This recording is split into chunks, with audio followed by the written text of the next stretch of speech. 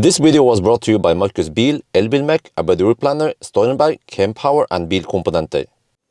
Yo, what's up? During 1000 km challenge, you saw how fast the ID7 was charging.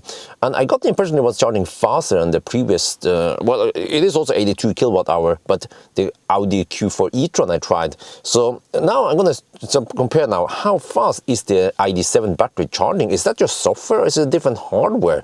I'm not sure. But okay, let's just roll the tape now. So the charge scale, by the way, is a bit off there. It is 10% we started with. It's just that CarScanner reports it a little bit different, but towards the end, it will be correct at least. And we also include the e-tron on the bottom there, and you see that it charges faster than the e-tron. I also include Model Y, of course Tesla, we have to include Tesla. It hit 250 kilowatt just briefly. And i5, because it's a large family car, just like the ID7. And then we also have to include Ioniq 6, this is 800 volt hyped up architecture. And then we have Polestar 2, which hit 200 kilowatt initially, but you see that it starts throttling a little bit already. But the ID7 can maintain that speed for longer, huh? So it doesn't have that high peak power, but it just has a nice and flat curve. I wonder if the Q4 e-tron will eventually get this one. I mean, how many different variants of the 82 kilowatt hour do they actually have, right? And then, okay, what's going on now? Let me see, which car is leading? Actually, Ioniq 6 is leading the wonderful 800 volt architecture. You see that even at 50% taking 184 kilowatt, even the ID7 cannot match that. So, man, Korean cars are leading big time right now. And then what else? Which car is on second? Well, ID7, I think, is on second, even though the state of charge scale is a bit off. But you see how flat it is compared to, for example, i5 and Polestar. But Polestar also has a nice curve, despite that...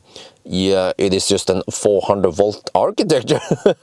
And Model Y, by the way, is going kind of slow. Maybe some of the slowest out there. Look at that. Even at 50%, it's taking only 100 kilowatt. Well, actually, the i5 is also taking 100 kilowatt. Oh, what the heck? What kind of German car are you, huh? But okay, back to ID7. So the ID7 had a nice, insane curve in the beginning, but now you see that it starts throttling also. And it is also roughly on par with some of the other cars even. Ioniq 6, on the other hand, is just leading, a massive lead right now, 75%. The other cars are only at 65% roughly. Holy macaroni, that 800 volt is wonderful, right? But right now it doesn't really have an advantage because it's taking only 150 amps. Okay, but anyway, Ioniq 6, I think it's gonna get that Korean Siesta at around 80 something%. I don't remember when it takes the Siesta. Right now the other cars have a chance to catch up. I'm not sure what I should say now. Okay, we can compare the Q4 versus the ID7. You see that the Q4 does have okay speed past 70%, unlike the ID7, which kind of seems to go a bit slow. Will it actually be faster, or did it just have an initial peak in the beginning, the ID7 battery versus Q4? Well, you're going to see. But it seems like Ioniq 6 is about to hit 90%. Okay, it went out to the Siesta now. I believe that the Siesta is because it overheated. I could have shown the battery temperature, but it would be too much information over here. I just include massive amount of cars this time just to compare. But right now it doesn't seem like any car can match Ioniq 6. Ioniq 6 will take the win to 90%. There, wow, okay, awesome. And then what's up? Wait, which car is going to be second now? It seems like it should be ID7. Yeah, like I mentioned, the state of charge scale is a little bit off, but right now in the high state of charge scale, it should be quite accurate. So yeah, that seems like ID7 will take the second win. And even now you see that the ID7 battery is charging faster than the Q4 battery, huh? Very impressive. We're going to also go for 100%. Ioniq 6 is already at 93%, 94%. Holy crap, the other cars are only at around 80% there. ID7 hit 90% and is the second fastest. But now all the other cars are coming in hot.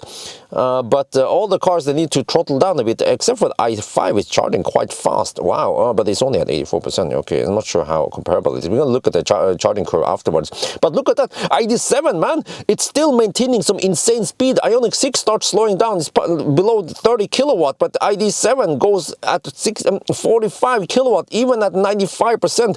Holy macaroni, that is some impressive speed, man. Yeah, this is proper German charging curve. wait a minute. Ioniq 6 had a quite big lead here, but it seems like ID7 is inching forward, going way faster. It's charging like 60% faster than the Ioniq 6 right now. That is amazing how fast it is. Compared to the Q4 e-tron, you see that it's only at 91%, taking only 30 kilowatt. Polestar stopped at 90%, by the way. I didn't bother charging past it. But right now, it's just neck and neck between Ioniq 6 and ID7. Which car is going to finish to 100% first? It's 99%, both of them are 90%. Holy crap, this is so exciting. Oh, what the heck? ID7 just goes past Ioniq 6. Come on, is Ioniq 6 going to win? No, ID7 won to 100%. Wow, so much for the 800 volt hype. So it's 1-1 to Ioniq 6 and ID7 to 100%. Ioniq 6 hasn't even hit 100%, but wait. There, okay. At least Ioniq 6 took the second place to 100%. And now we're going to look at the other cars. Wow, this is impressive that Tesla can still maintain okay speed even close to 100%. Normally Tesla, they go fast in the beginning and they go kind of slow towards the end. i5 on the other hand seems to be taking the third place. Actually, is it? Because the charger is kind of slow right now. Model Y is inching forward. Also, the Q4 e-tron is coming closer. Oh, what the heck is going to happen now? Seems like, come on, ID5, you have to win now. You can't make this a bad run for the German cars. They're supposed to charge fast towards the end, right? Have a huge buffer. Okay, maybe not, because right now Model Y is about to go to 100%. Also, Q4 e-tron. Oh no, i5 is camping at 99% too long.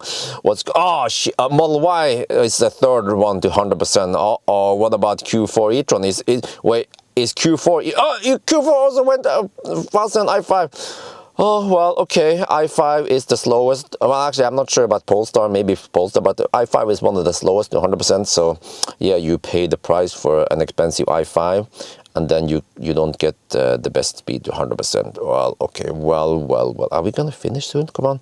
It's just, it's balancing. Yeah, it's doing the balancing, right, at 99%. Finally, okay, that took only 61 minutes. But if you look at the charging curve here, you see that the ID7 has a nice flat. It just kind of shadows the other one. It's very similar, but at least it's higher than the Q4. So hopefully the other cars, the other 82 kilowatt-hour batteries will also get this. But I'm not sure about the old cars. Maybe this is just some new cooling architecture they have in the latest and greatest ID family. But it is faster. But here, I don't know, this dip, it is kind of sudden dip. You see, if you project that it should go straight here, is this because of overheating, or is the charging curve just like this? First, when I saw the Q4, I was like, okay, maybe it's overheating or something, even though I did this in winter. But then when I see the second curve, it's like, okay, it's probably by design. But here you see the big difference. The Q4 previously would just drop past 80% and go kind of slow like most batteries, right? But the ID7 is way flatter. So now I'm going to include some more cars, because it's just a lot of cars here. So you see the Ioniq 6, man, just insane charging speed. Bam, bam, bam, bam. And then this siesta. And then also towards the end, it goes slow, and that makes it lose towards 100% at least. And then we also include Model Y. See, this is typical Tesla. It's like you get 250 kilowatt initially, and then it drops. But I heard that this is the LG battery. The Panasonic battery is supposed to maintain 250 kilowatt a little bit longer before it drops at least.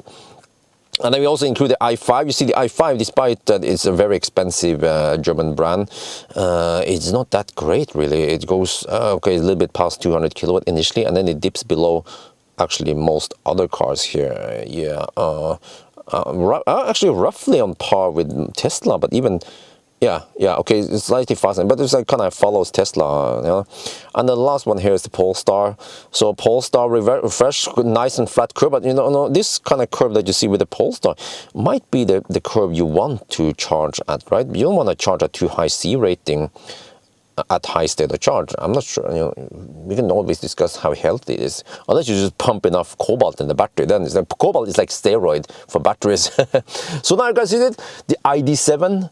Okay, it might not be as efficient as Tesla, but at least it has a nice and flat charging curve, and that kind of counteracts it, so that you see, real world result is the 1,000 kilometer challenge. You might just do it in 9 hours and 50 minutes, faster than 10 hours at least in winter, and it was soaking wet. So in summer, it could be maybe, I don't know, I'm not sure about 9.5, or at least 9:35, 9:40 should be quite possible, and that is so fast that you don't really feel like it's slow, and also because it has nice and flat charging curve, like I experienced during 1,000 kilometer challenge. Like, unlike Tesla, where you kind of need to charge to 60% because that's where the fastest charging is, and you have to just hammer it. With the ID7, you can at least charge to 70, 80, and sometimes even 90%, and then you can just go longer stretches. So anyway, I think that's going to be it for now. I hope you guys enjoyed this video. As always, thank you for watching, and talk to you later.